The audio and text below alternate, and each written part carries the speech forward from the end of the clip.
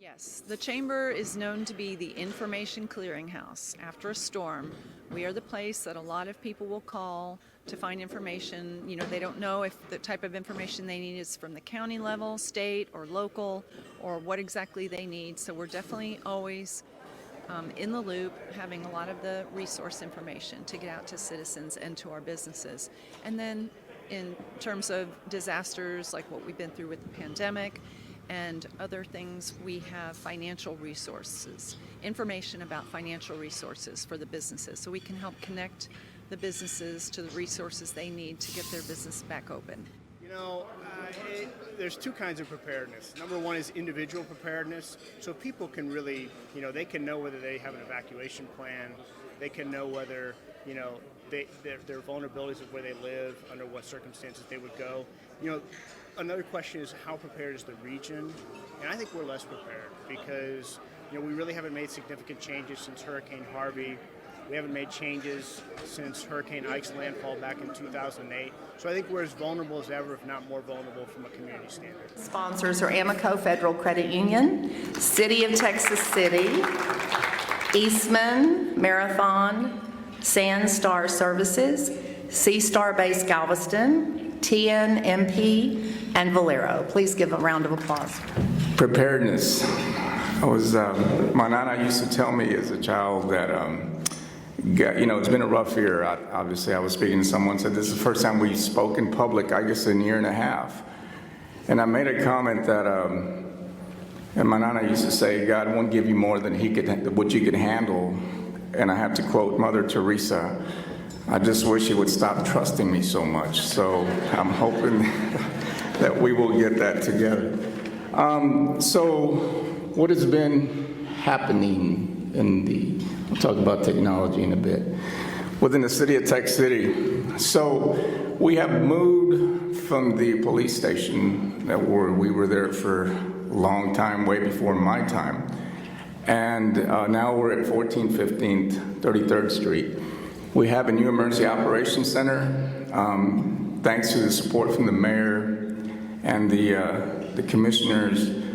We have outfitted this facility with the latest technology. We have a great IT director in Robert Turner, who has been the forefront in the technology piece that we so greatly need. It allows us our systems allow us to get situational awareness.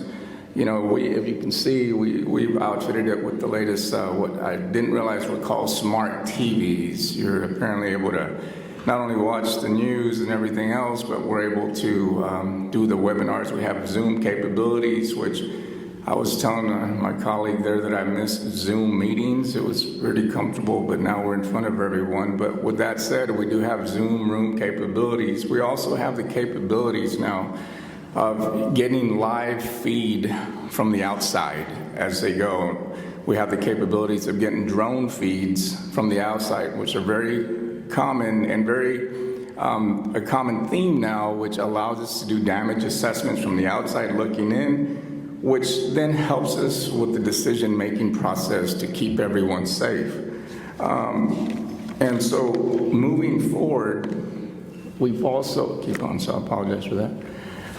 I was talking to my son last night as I was preparing, and I don't know if you can see this, but I realized how far technology's come. And I explained to him it was a beeper, a pager. And I was trying to explain to my son what a pager does, and I told him it was rather simple. Somebody would dial your number and hit 911. And he said, was that an emergency? I said, well, it could be anything. It could be there was an actual emergency, or your significant other was calling you, telling you it's 2 a.m, it's time to go home, or you had to go home and get some eggs and milk. So it has changed. And as my studies, I've realized that, technology has really evolved. During the last year and a half, I think we really depended on technology much more than I ever thought we needed. How do we communicate with people? What do we do? And we quickly recognized, and I've been very fortunate that Mayor Johnson has really encouraged the community outreach and how do we communicate to certain populations. I was telling my son, unbeknownst to myth and popular belief, not everybody's on Facebook. I don't have Facebook, and I just found out that I was saying Twitter wrong. I was saying tweeter, so that tells you I'm not on social media. And so we've invested money in Everbridge, which allows us to call out and let people know what's happening. It allows us to not only send the text message, but the messages that you get to keep you informed of what's happening. For internal communications, we're using TextMyGov, which you're going to start seeing more of, to let our community leaders and stakeholders know what is happening quickly, just notifications as we move on. And I'm proud to say that besides the county, 3 years ago, we got certified. I worked hard at getting our certification, our integrated public alert warning system, which allows us to send some messages within certain FEMA perimeters, but we're allowed to send that to let people know what is happening quickly, depending on the emergency. And then, of course, social media. We have a very robust social media group. We have Darcy Valenzuela, we have Derek Miller, and of course Dio Gonzalez, who handle social media. They're the people that not only push out the information, but keep the rumor control at its best. During Hurricane Harvey, rumor control was that we had a dam in Texas City. So that is not true. Just to let you all know that is not happening. And we also have, thanks to John Branson and what he's brought over, is our city webpage, very robust, great information. This is how people, is one format of popular information or information we can get through the community, such as the COVID information. And my favorite is community outreach, looking at the process of the old-fashioned way, before beepers, before cell phones, community outreach, which is, once again, thanks to Mayor and the Community Matters 2030, we've looked at what we call grassroots. It's great.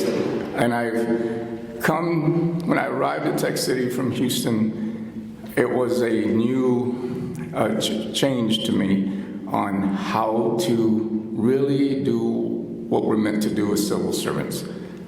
Touch people, touch the public, communicate with the public. And we have, for example, nursing homes. We have 10 nursing homes in Tech City, plus those that come with us, the Marque, and they can send great community outreach. We inform them what we're doing, but more importantly, that we're here for them. During times of disaster, evacuation is a very logistical heavy process. So with that said, I want them to know that we work for them. They're not alone in situations. So we help them out with that. Community liaisons, great piece. We call them community brokers, community liaisons. However, it's easier for me to reach out to that designated community liaison and get that information that's so greatly needed out there. Then we have a great partnership with the Gulf Coast Transit District. During the freeze, they were able to provide warming buses for individuals, but not only that, as in the next page I'll be talking about the evacuation process, how they come in so handy. And Tech City ISD, we have great relationships with them that we can work with them. Individuals, Craig Straw, Dr. Duarte, who help us. It's part of the community that would take place. So part of the mitigation that we've done is, as Tink mentioned, we're doing the hurricane planning with county stakeholders. We're doing the county, finding out the stakeholders. How do we communicate with stakeholders? And that includes the community as well, the citizens of Tech City and Lamarck and the surrounding areas. Monday, we had an evacuation exercise. One of the biggest questions always asked, what do we do when we have to evacuate? Once again, through the testing process of this, of what the state requirements are, we're able to find what worked and what didn't. But once again, because of the support that we get from the mayor and our commissioners, we're able to utilize and recognize what's needed. We were able to come up with a plan B that makes it a lot faster to register people when they have to evacuate. But more importantly, the state now likes what we're doing and they want to look at the model that we're utilizing. Because as always, technology has a potential of failure. So we have to find that opportunity. Tabletop discussions. In Puerto Rico, I found out real quick that the domino effect, the domino theory takes place. Once your health system starts to fail, then what was a minor event or major event can become catastrophic.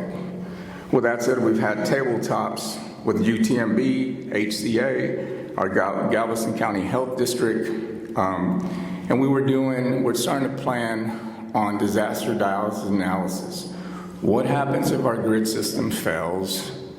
Dialysis is a much needed piece of medical treatment in communities, and I saw firsthand in Puerto Rico and in Katrina what happens when that system fails. And then, of course, the drainage projects. Tink mentioned, the CDBG money that we got. We were able to get $14.9 million for pump station repairs and up maintenance, along with drainage projects.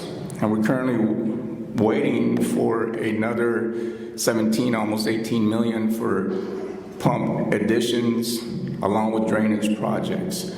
So the mitigation piece continues going. And it's not only in drainage, but once again, to the foresight of our leadership, technology-wise, communication-wise.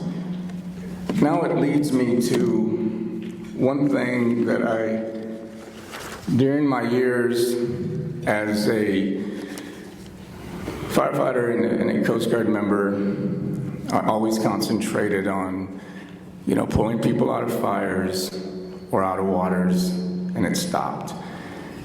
One thing that's different, and I take a lot of pride, and once again, the Community Matters 2030 opened up what I call the compassion piece. Throughout my whole career, I focused on the 5 C's: communication, command, control, coordinate, circumvent. But then I realized the compassion piece. Very blessed that we have some amazing, amazing community partners. We have United Way. We had the freeze recently, and that was historical. We had a tornado hit us, I guess, about a month before that.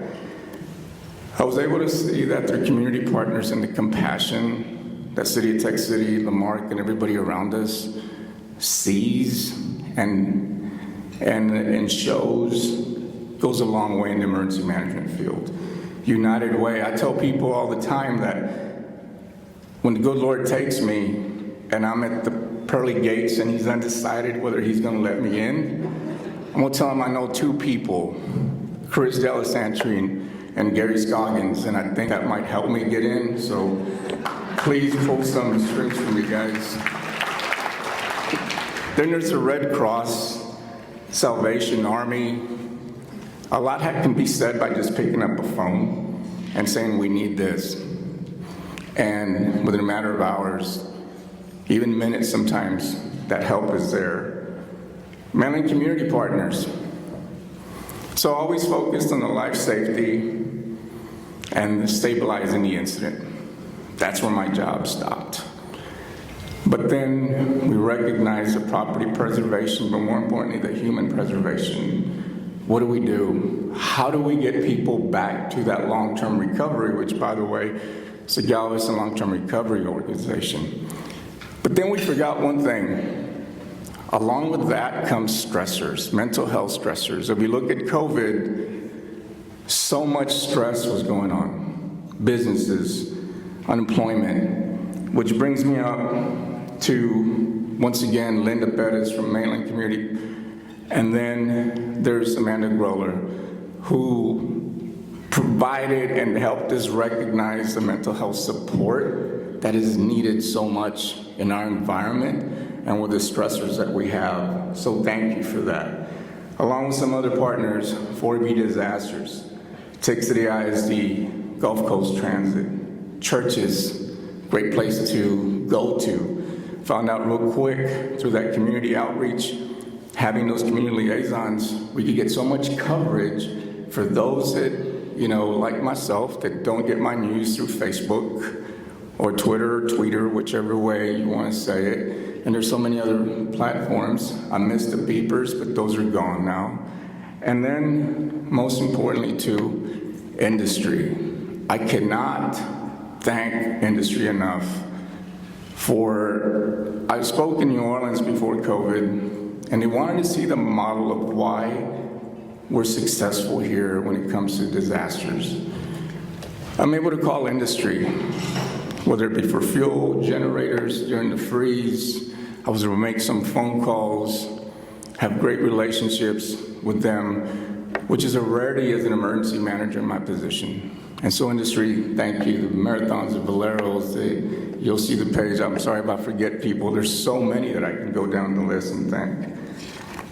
And so with that said, these are the individuals that make our lives safer, easier during times of disaster. And I can't thank you enough.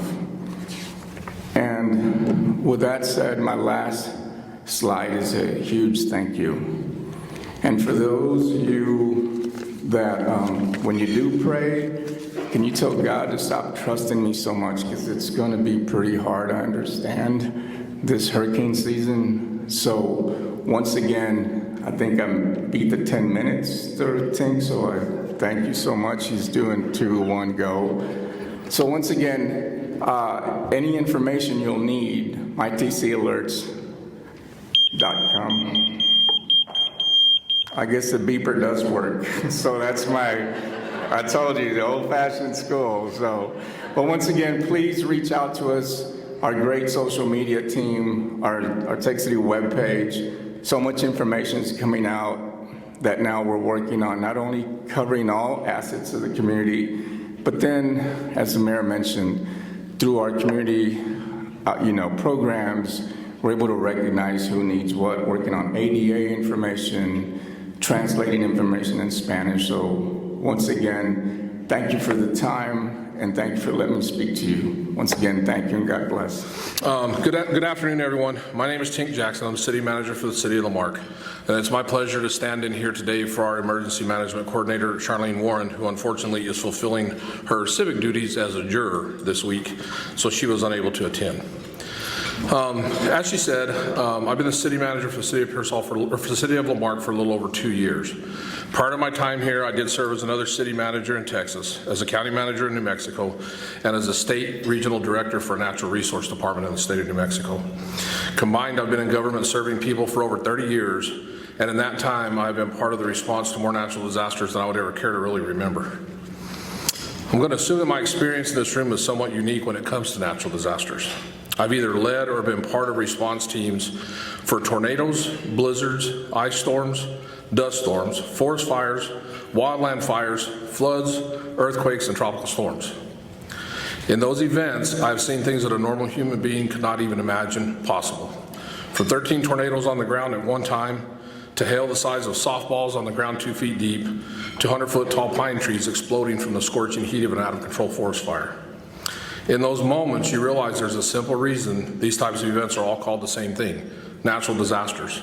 Because at that point, when nature takes control, we know as a species how truly powerless we are. Well, all we can do at that point is pray that our preparations have been sufficient. Of all the lessons I've learned through all these disasters, one applies across the board, no matter what, and that is that preparation is the key, and there is no such thing as being over-prepared. Ask any of my staff members, and they will tell you they hear the same thing from me all the time. I preach being over-prepared every day. When I first interviewed in the city of Marque, I mentioned to the mayor and the city council that physically I'd never been in a hurricane, and that was one type of disaster I didn't have any experience with. Their response was quite simple. They said, well, if you choose to come to Marque, it's not a matter of if you will experience a hurricane, it's a matter of when. And I really took that to heart when I first started here. City of Marque has done a lot in the last 2 years to prepare for future natural disasters to protect our citizens.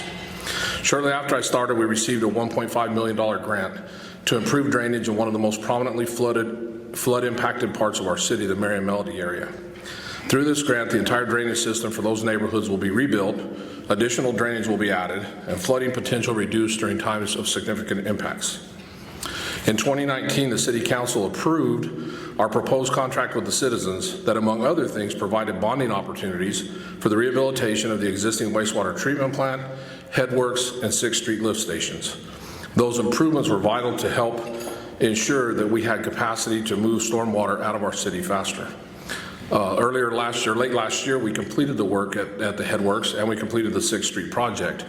And the first storm that we had after that, we noticed that the levels in town, the amount of rain in a 24-hour period that caused flooding, was significantly increased by those two improvements alone. But where we'd had 3 inches in a short period of time before, and we had seen localized flooding in town, now when we had 3 or 4 inches, we didn't see that same localized flooding. So those improvements had a huge impact. In 2020, additional grant opportunities became available that opened additional new doors for our city.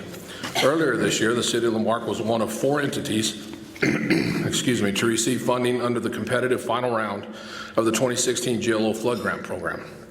The city was awarded $7.5 million for the purposes of replacing every manhole cover within our city to protect against inflow and infiltration of stormwater into our wastewater system. And most importantly, to ensure wastewater from our wastewater system is not forced out of the wastewater system under pressure during major flooding events. Just over a month ago, City of La Marque was additionally awarded $48.9 million as part of the GLO CDR Mitigation Harvey Round 1 competitive grant program. This funding will provide numerous opportunities for improvements for our citizens. Projects include expansion of the wastewater treatment plant, construction of a 100-year flood protection wall and other flood protection measures around our wastewater treatment plant, rehabilitation of all 27 wastewater lift stations across the City of La Marque. The lift station rehabilitation will include replacing old underground pumps with new above-ground pumps, adding backup pumps in each location, and addressing emergency power issues to each location. These improvements will ensure that storm and wastewater continue to be removed from our city during major flooding events. Being selected to receive the mitigation grant created additional opportunities for our city. The bonding capacity that was created under the 2019 contract with the citizens for the purposes of renovating and expanding the wastewater treatment plant can now be utilized to address other issues of concern in the city. The City Council will be taking up this discussion in the very near future.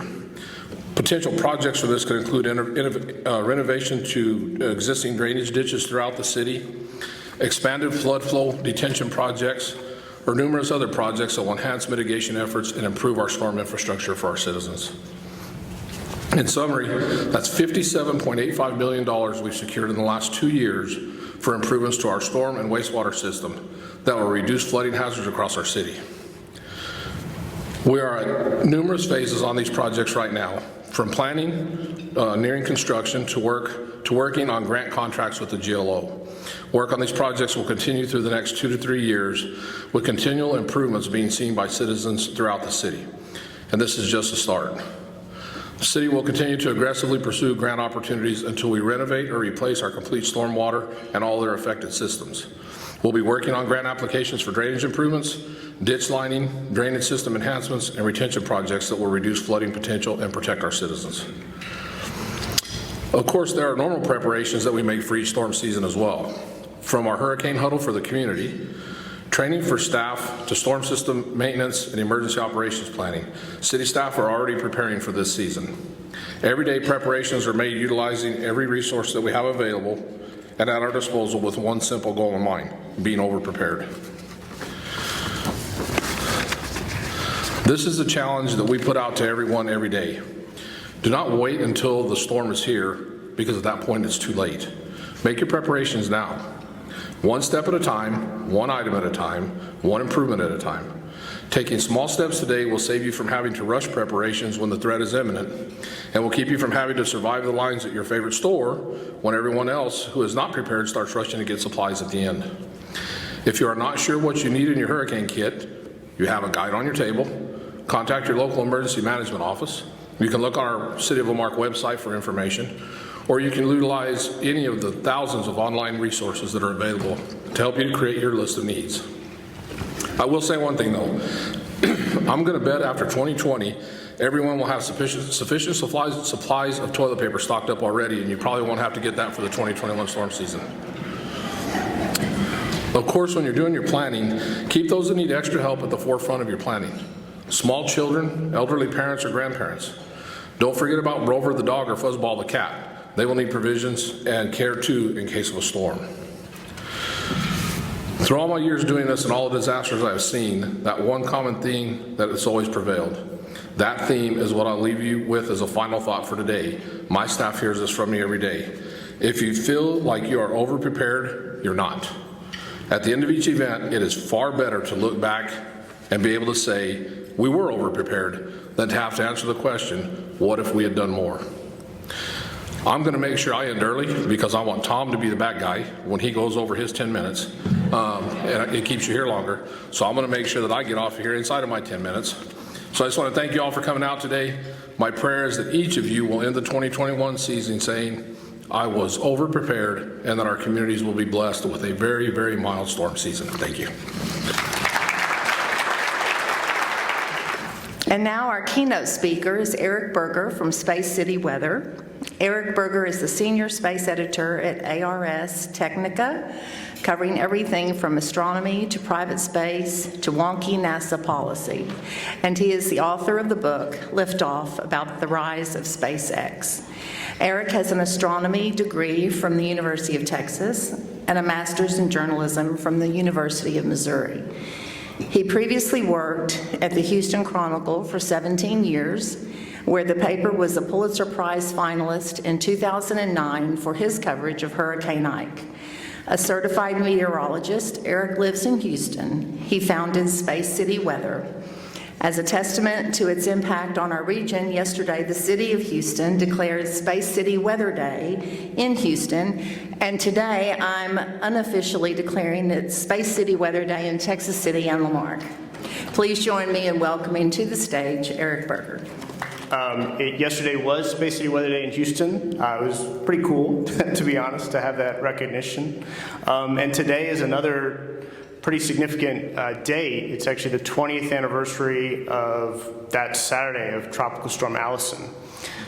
It wasn't as profound an impact down here in Texas City and La Marque, but at the time I lived in Oak Forest in Houston, and the effects there were quite profound. So that was really the beginning of what I would call this period of hyperactive flooding in Houston. And so yeah, it's really interesting. After Allison, Harris County and FEMA put out a report called Off the Charts, which was referencing the flooding we saw from that storm. And I didn't expect to see that kind of an event again in my lifetime. And then in 2017, of course, Harvey comes along and completely obliterates it in terms of impacts. So let's hope Harvey is now the reference event, that we never experience that again. Today I'm going to talk to you just a little bit about Houston area and hurricanes, and touch a little bit on what we expect from the upcoming season, which is going to be busy, but that really doesn't tell us too much. So yeah, I did work at the Chronicle for a long time, and when I left in 2015, I had a bit of a following on weather, so I decided to keep going and create a website called Space City Weather. It was supposed to be a hobby, and it's turned into a little more than that. We released an app actually last week, and there were 65,000 downloads in the first week, which is a lot because like the only people who really should download it are people who live here. It's not going to do you any good if you live in Dallas to download the Space City Weather app. So it's pretty cool. The site's basic philosophy is no hype, and what I mean by that is there is a lot of hype out there. I love showing this one example.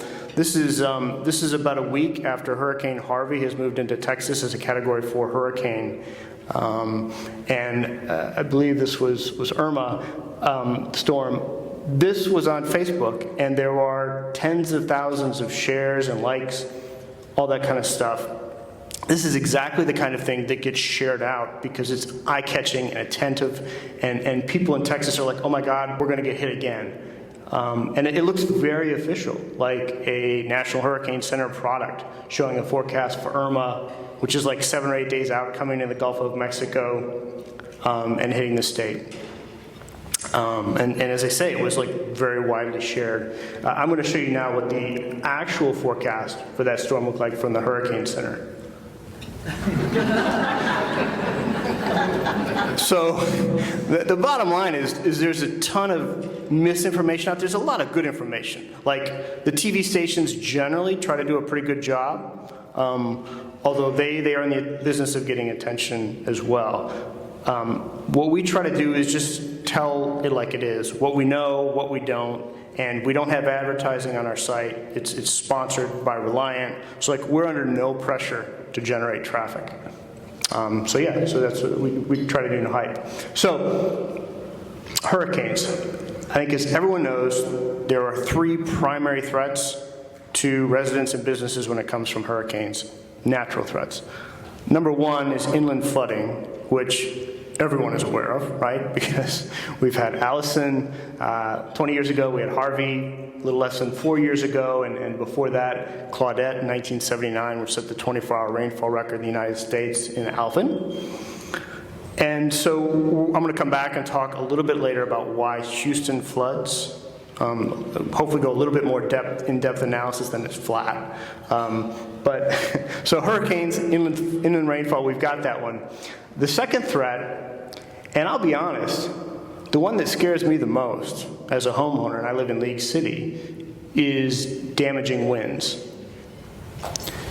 And the reason I say that is because this area has not seen a major windstorm in 6 decades. And even then, with Hurricane Carla in 1961, that storm came in 100 miles down the coast. So think about everything that's been built in the last 6 decades. And then think about, were those homes built to like stringent Florida building codes that Miami put in after Hurricane Andrew? The answer to that is no. So we really don't know our vulnerabilities in terms of wind, and I think they're pretty high. So just to sort of go back, and some people might say, well, what about Hurricane Ike? Obviously, large hurricane, almost Category 3, devastating surge. But if you look on that map, most of the Houston area fell on the quote-unquote weaker side of the storm, on the west side of the storm. And most of the Houston metro area did not see sustained force, even Category 1 hurricane winds. So while the power was out across the region for 2 weeks, I had to get my roof replaced in Clear Lake at the time. We saw serious wind effects from that storm in addition to surge, but it was not a major windstorm. So then the third threat from hurricanes is, again, something that probably everyone sitting in this room is pretty familiar with if you were here during Hurricane Ike. That's Bolivar Peninsula, and the one house built up and built to code did pretty well. But surge, right? And it's pretty straightforward what surge is. What we learned during Ike, that was a Category 2 hurricane, and you sort of look at a Category 1 and Category 2 and say, well, that's not a major hurricane, so it can't be that bad.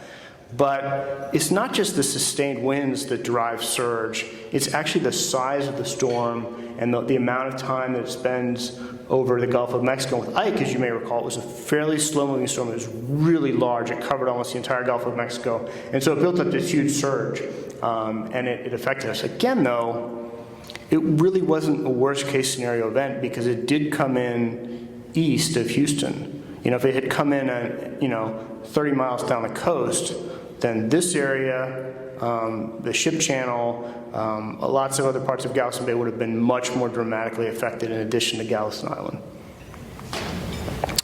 Okay, so going back to inland flooding, just want to spend a moment or two talking about why the city of Houston floods. This, of course, is a picture of Harvey. And one answer is that we are basically on the edge of the tropics. And we're right on the border with the Gulf of Mexico, which is a warm tropical body of water. It's connected to the Caribbean Sea. And so we have this pipeline of tropical moisture. And it's always there. In the winter, the winds are sometimes offshore, so we get drier. But typically, we feel the influence of this maritime tropical air mass. And it produces or has the capability to produce a lot of rain very quickly. And so if this is a map of the lower 48 states, just kind of showing the areas where you get lots of rain in the United States on average and the areas where you don't, and the sort of the darker green is about 50 inches a year. And you can see where Houston and sort of the Texas coast, Louisiana, Mississippi, and Florida are kind of all in this area of very high rainfall. And again, that's largely due to the Gulf of Mexico. There's also an area of the Pacific Northwest. They have a different kind of a different type of maritime sort of moist air mass, but same kind of thing, close to this body of water, and sort of the prevailing patterns that bring in lots of moisture. When you get more atmospheric moisture, you get more rain. Here's just zooming in a little bit more, showing that the real epicenter is southern Louisiana, southern Mississippi. Certainly Louisiana has had a really rough run of it over the last 12 months. A lot of the storms we were really concerned about last year, like Hurricane Laura and then Delta, kind of missed Texas and went to Louisiana, and then they had the same kind of terrible winter ice storm, and then they got lots more rain than even we did this spring and early summer. So anyway, we're kind of on the Gulf, and so that's one reason. And it's interesting. This map is kind of old, but I like it because it's illustrative, because I grew up in Michigan, way up north there. And, you know, we think about the propensity of Houston to flood, and we think, man, this city's designed really poorly to handle flooding.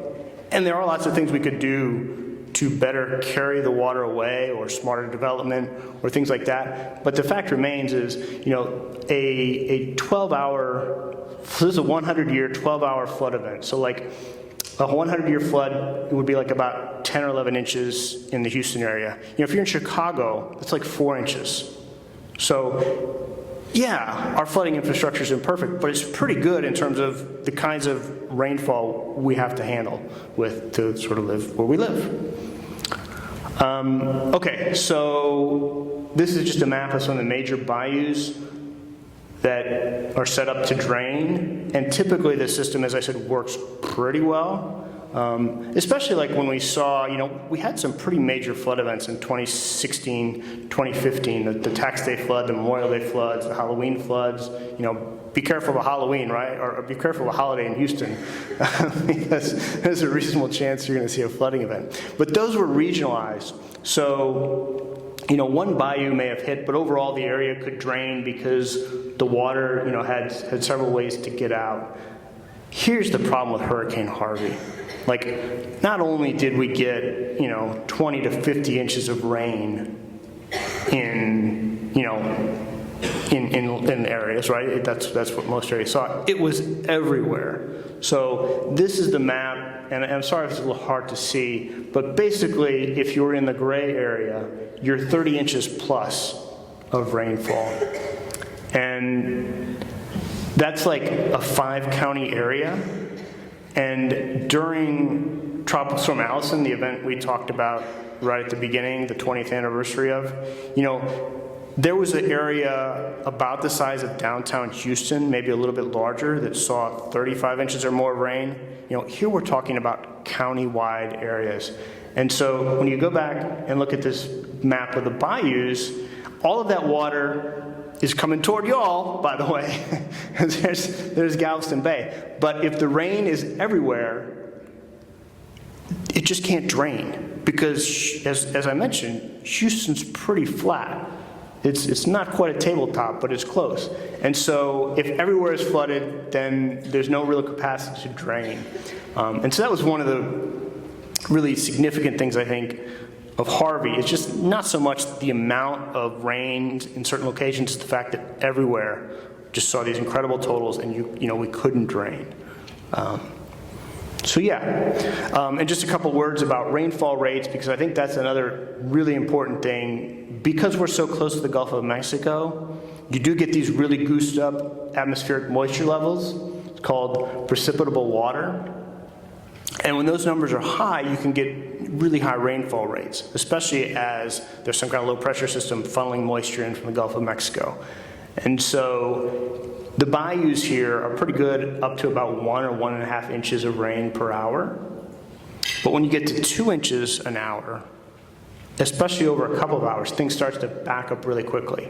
And so one of the things we always try to tell people is okay, yeah, 20 inches of rain, that's really bad. That's a bad week. But if it's 20 inches spread out over 6 or 7 days, it's a lot different than like 6 inches in 2 hours. 6 inches in 2 hours is worse than 20 inches over 6 days. So it's the rainfall rates that matter as much or more than the total amounts. And I know I'm being completely contradictory because I just talked about Harvey and said the rainfall was everywhere. So, there's a meteorologist for you. So let's talk about the upcoming tropics season really quickly. It began, let me check my watch, it began 9 days ago. And we've got the potential for another low pressure system to get into the southern Gulf of Mexico next week.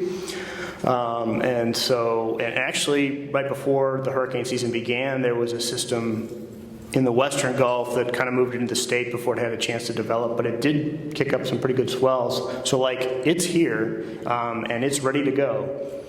And on average, every seasonal forecaster is predicting an above normal season. And typically, it's about 50% more activity than normal.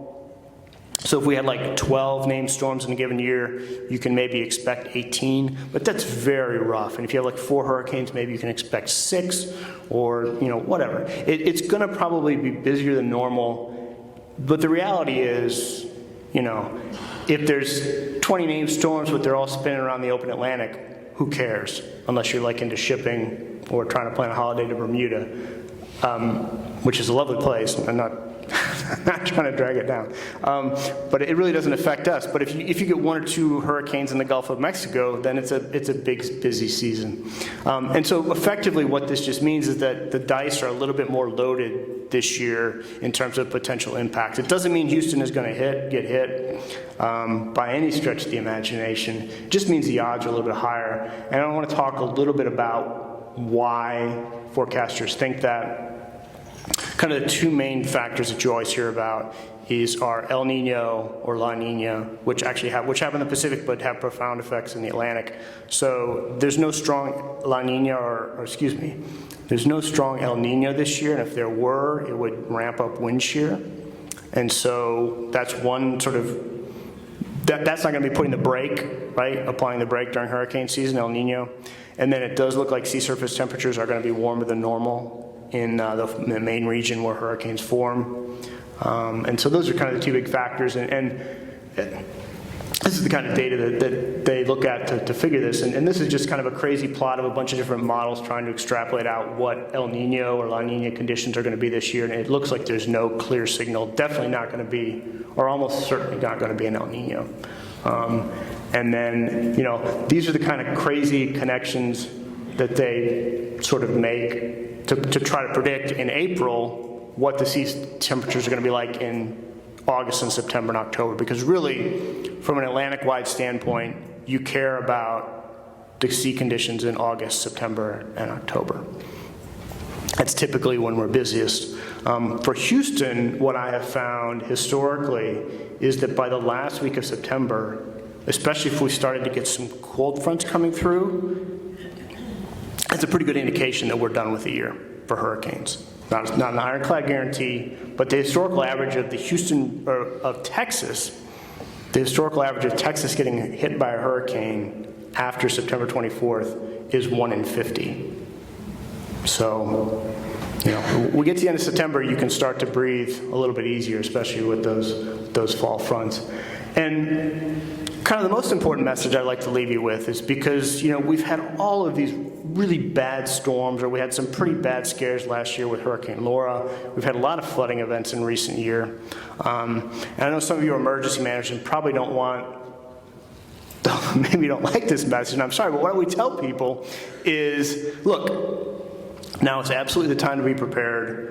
You need to have your hurricane kit, and there's some great information in the booklet there. You know where you're going to go, know your vulnerabilities, and so forth. But then don't stress about it every day, right? Because the historical odds of the Houston region being significantly affected by the tropics any year is about 1 in 10. the dice are loaded this year, so maybe it's 1 in 7 or 1 in 8, but the fact remains that most of the time, it's going to be okay. It's a price we pay for living next to the Gulf.